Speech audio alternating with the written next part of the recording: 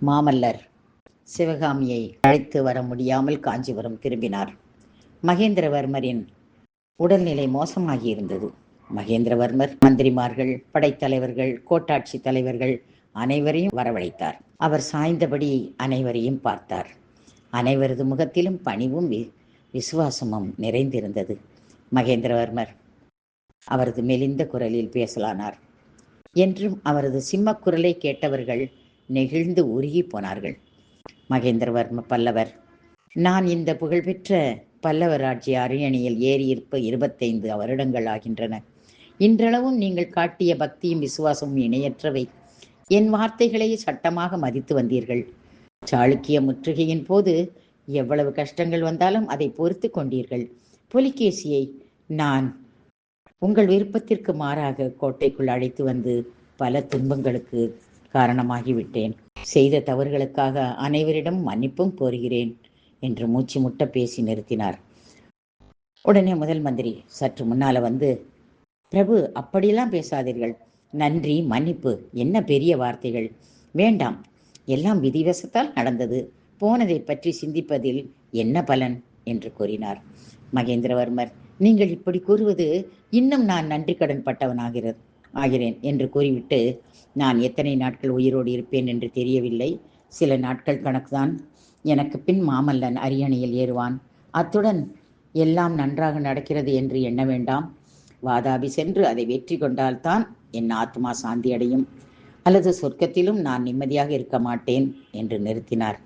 மாமல்லர் அப்பா அப்பா என்று அலறி, அப்பா, எங்களுக்கு கட்டளை இடுங்கள், நாங்கள் செய்கிறோம் என்று விம்மலுடன் கூறினார். தொடர்ந்து சில நிமிடங்கள் பேசிவிட்டு, மகேந்திரவர்மர், அனைவரும் போகலாம், நான் மாமல்லனிடம் தனியாக பேச வேண்டும் என்றார். அனைவரும் வெளியேறிய பின், மாமல்லா, எதுவும் உன்னிடம் பேச சங்கடமாக உள்ளது. ஆனால் அத்தியாவசியமானதை பேசித்தானே ஆக வேண்டும். உன் அம்மாவையும் கூப்பிடு என்றார். மகாராணி அருகில்தான் இருந்தார்.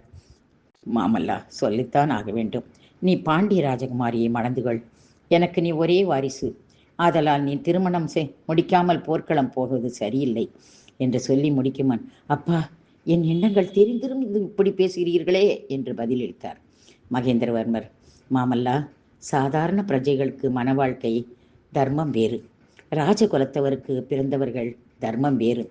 ராஜகுலத்தில் பிறந்தவர்கள் ராஜ்யத்தின் நன்மையை கருதியே வாழ்க்கையை நடத்த வேண்டும். உடனே படையெடுத்து போக முடியாது. சில ஆண்டுகள் ஆகலாம். அதுவும் தெற்கே ஒரு சத்ருவை வைத்துக்கொண்டு வடக்கே படையெடுத்து செல்ல முடியுமா? நீ வரும் வரை ராஜ்யம் ஸ்திரமாக இருக்க வேண்டாமா?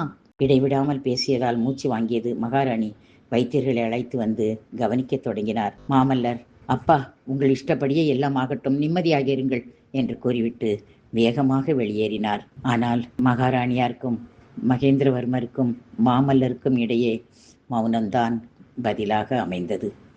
என்ன செய்வது? காலம் எப்படியோ மாறுகிறது. போர்க்களத்துக்கு தயாராக வேண்டிய கட்டாயத்தில் மாறுகிறார் மாமல்லர். திருமண ஏற்பாடுகளும் நடைபெறுகின்றன. பாண்டிய ராஜகுமாரிக்கும் மாமல்லருக்கும் திருமணம் நடைபெற்று விடுகிறது. அதன் பின்னர் வேகமாக காரியங்கள் நடக்க ஆரம்பிக்கின்றன. படையெடுப்புக்கு வேண்டிய காரியங்களை தளபதி பரஞ்சோதி மற்றும் மந்திரிமார்கள் எல்லோரும் சேர்ந்து ரெடி செய்கிறார்கள். ஏகப்பட்ட வீரர்கள், மிகுந்த காலாட்படையும் குதிரைப்படையும் அத்தனையும் ரெடி. எல்லாருக்கும் பயிற்சி சிறப்பாக அளிக்கப்படுகிறது. இனி அடுத்து வரும் எபிசோடில் பார்ப்போம்.